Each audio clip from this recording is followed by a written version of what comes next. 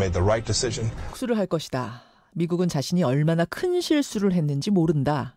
엄청난 후폭풍에 직면하게 될 것이다. 이란에서 나오고 있는 목소리입니다.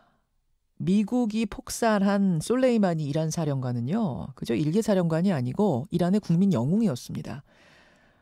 장례식에서 이란 대통령이 울었다고 하죠. 그리고 미국에 대한 복수를 유족들에게 직접 말했다고 합니다. 말만 한 게 아니라 실제 행동도 나오고 있습니다. 국제 핵 합의를 탈퇴했죠. 핵 만들겠다는 겁니다. 이러자 미국인들 사이에서는 3차 세계대전이란 단어가 지금 이른바 폭풍 검색되고 있다고 하는데 이 문제, 미국과 이란만의 문제는 아닌 것 같습니다. 돌아가는 상황, 미국 뉴욕 연결해서 짚어보죠. 미주 한인유권자연대 김동석 대표 연결이 돼 있습니다. 김 대표님 나와 계세요. 네, 안녕하세요. 여기서 느끼는 것과 미국 현지에서 느끼는 건 분명 차이가 있을 텐데 지금 현지 분위기 어떻습니까?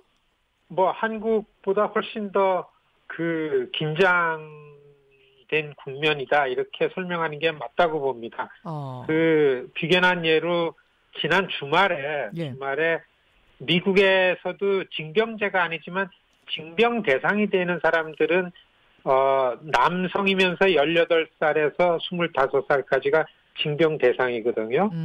그러면 신고를 하게 돼 있는데 그 기관에 너무 문의가 폭주해가지고 그럴 정도로 지금 이전에 없던 대단히 그 전쟁이라는 그 공포가 미국 시민 사회에 지금 유포돼 있는 거다. 그런 상황이고요. 그리고 지금 미국의 모든 매체가 보도하는 게 외신 관련해서는 다른 게 전혀 없습니다. 이란 관련한 부분만. 지금 여기에 쏠려 있는 분위기가 이렇습니다. 사실 이슬람과의 갈등은 계속 있었던 건데 크고 작은 충돌들 최근 들어서 혹은 몇 년 내에 이런 정도의 위기감, 이런 정도의 긴장감은 없었다. 최고다. 이렇게까지 얘기할 수 있나요?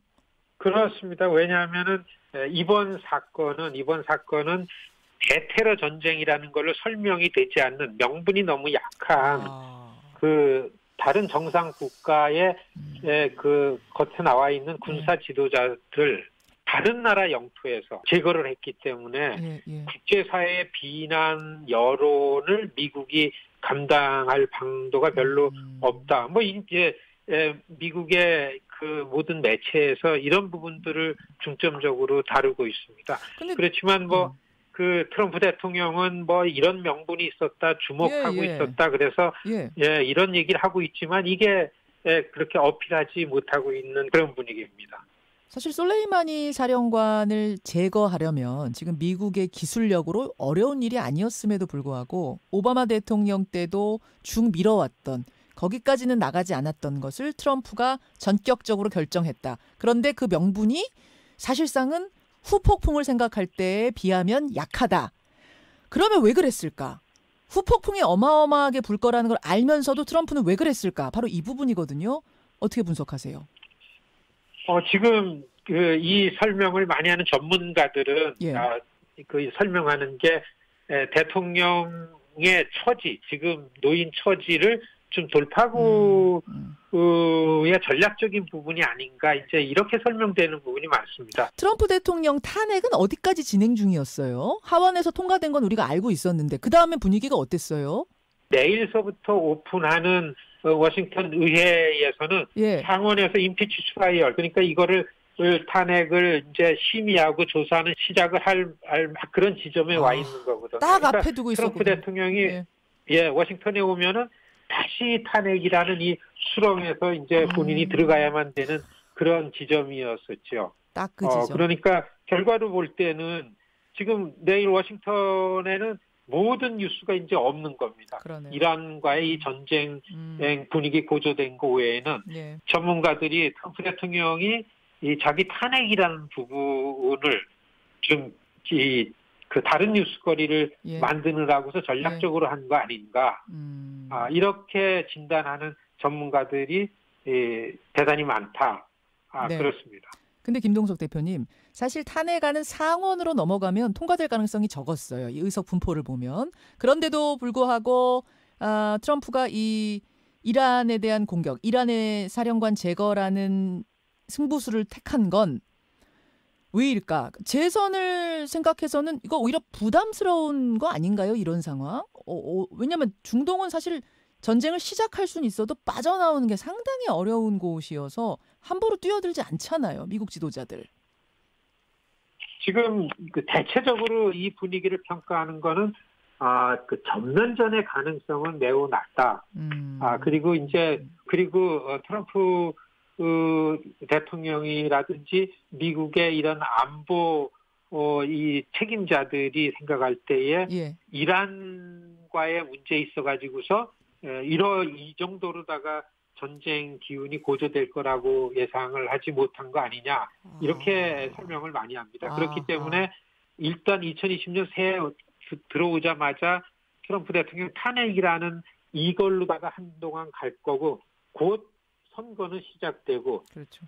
만일에 이러한 그 전쟁 분위기로 가게 되면은 일단 전쟁이라는 부분에 이렇게 위기가 오면은 미국의 특징이 다른 거에 대해서는 다 자제를 합니다. 네, 대통령한테 모든 권한을 주게 되고 대통령 중심으로 가는 게 뻔하기 때문에 이러한 부분을 트럼프 대통령이 좀 염두에 두고 하지 않았는가 이렇게 설명하는 전문가들이 대단히 많습니다. 그러니까 트럼프가 의도하는 바는 알겠어요. 그러니까 상황을 이 이슈로 돌파해보려는 이 의도는 충분히 알겠습니다. 의도는 의도고 실제로 전쟁으로 갈 것인가 아닌가는 또 다른 문제인데 이건 어떻게 보세요? 아직까지 그 전면전의 가능성은 매우 낮다. 그렇게 얘기하고 그 미국 시민사회의 움직임을 보면은 생각보다 훨씬 더 강도 높게 주말에 미 전역에서 반전 시위가 굉장히 컸었어요. 그리고 반전 시위에 나오는 구호가 일반 시민들이 대통령의 선거용이다 이건 전쟁의 선거용이 되면 안 된다라는 그 구호가 굉장히 많았습니다. 그리고 지금 이 상황에서 이란이 어떤 반응을 보이는가에 대한 이 미국의 그 대응, 트럼프 대통령의 대응에 대해서 가장 민감하게 지금 워치를 하고 있다. 그래서 오늘 아침 뉴욕타임즈 사설이 한 가지 이슈 갖고서 전면의 사설이 나왔습니다. 그러니까 상원 그 거물 공화당 상원 지도자들에게 빨리 트럼프 대통령을 자제시켜라. 지금 당장 스톱시켜라.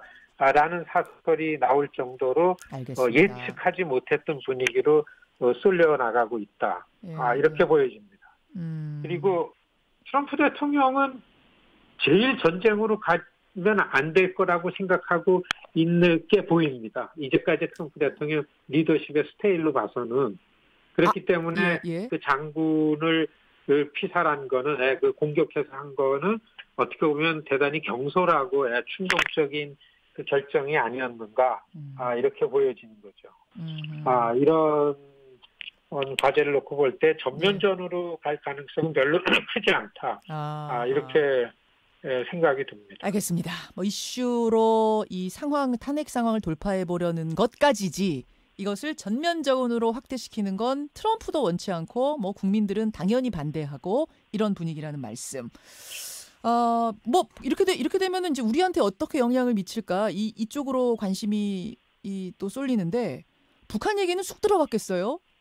예, 그렇습니다. 지금 이란과 북한이 핵 문제로 미국에 관계되는 나라 중에 아주 닮은 꼴인데요. 예, 이렇게 놓고 볼 때 그냥 미국 시민 입장에 특히 이 한인 입장에서는 이 이슈에 관해서 북한이 어떠한 발언도 좀 안 해줬으면 이런 그 생각이 많이 들 정도로 좀 그 불안하죠. 또 한 가지는 미국이 한국에 이제 파병 요청 같은 것도 있을지 모를 이런 우려도 있지 않습니까? 그리고서 호르무즈 해협에 우리도 이해관계가 있으니까 이렇게 놓고 볼 때에 그 이번 사건에 대한 미국의 그 명분이 되게 약하고 이 국제사회에서 지금 미국의 트럼프 대통령이 이런 조치를 취한 거에 대해서 미국에 가까운 나라들이 거리두기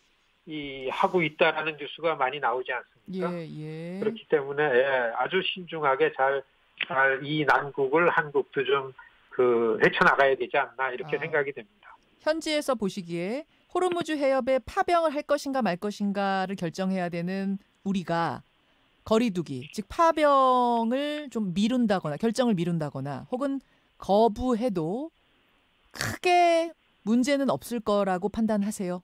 미국의 입장에 서서 군인이 이란 부근으로 그 해협으로다가 간다라는 게 얼마나 맞지 않는 일인가. 지금 이 상황을 놓고 볼 때 미국 입장에서의 명분이 너무 약하기 때문에 신중하게 해야 되는 거 아닌가 이런 생각이 듭니다. 알겠습니다. 북한 문제도 그렇고 호르무즈 해협 파병 문제도 그렇고 우리에게도 이게 상당히 밀접한 연관이 있는 이슈여서요. 오늘 좀 깊이 따라가 봤습니다. 북한 문제는 이 이슈에 하순위로 들어간 거죠. 그렇죠. 답답하다 이렇게 보여지는 것도 있습니다. 자, 여기까지 오늘 말씀 듣겠습니다. 김동석 대표님 고맙습니다. 네, 안녕히 계십시오.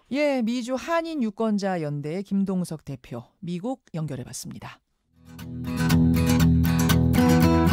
김현정의 뉴스쇼는 청취자 여러분의 참여로 이루어집니다. 트위터, 페이스북, 레인보우 게시판, 그리고 단문 50원, 장문 100원의 유료 문자 샵 1212, 우물정 1212 통해 참여하실 수 있습니다. 김현정의 뉴스쇼, 여러분과 함께 만듭니다.